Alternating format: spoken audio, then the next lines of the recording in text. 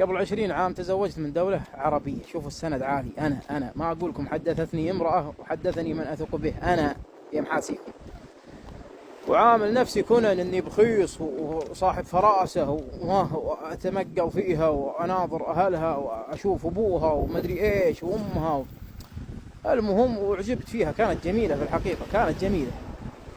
المهم واتفقت معها، قلت وين بيتكم، وين كذا وين كذا. المهم وصلتني لبيتهم، عزموني، قابلني أبوها، قابلتني أمها، وإلى آخره.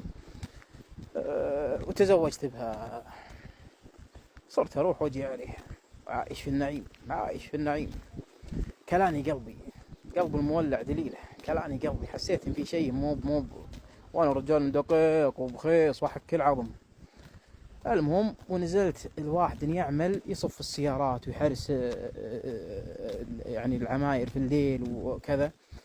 أعطيته مبلغ وقدره، قلت يا أخوي أنا حاصل، قال أنا أعرفك أنا زبالي. قلت يا أخوي وضعي سليم. قال لا ترى فيه كذا وفيه كذا وفيه كذا. المهم وارجع للسعودية. يوم رجعت للسعودية ما درت ذاك اليوم إلا وأنا متواصل مع هذا قايل علمني بأي تحركات جديدة. يوم إني دخلت والقى الأم والأخوات باشكين مع ذاك الحمر هولندي، جنسيته هولندية، ما أدري طامعة في الجبن اللي عندهم، ما أدري موعدها ببقرة، وأنا يا هالشيفة ما عندي شيء، ما تبيني. صارت زوجتي متزوجة باثنين غيري، واحد من أهل الطائف الظاهر مطمعها ببرشوم. يوم إني ناظرت لأني ملعوب علي، حسبي الله ونعم الوكيل. طبعا أنا الحمد لله رزقني الله يعني نوع من الحكمة، ما قلت شيء، كتمت هالحرة في صدري وأنا اللي يظهر. وينك تعال ما تعال. قلت يا بنت حلال قريبي وجهي بس. حتى ما أدري وش أطلق واحدة متزوجة غيري 3. هذا مع كانت بعد ما أخذتني الحي معهم يعني.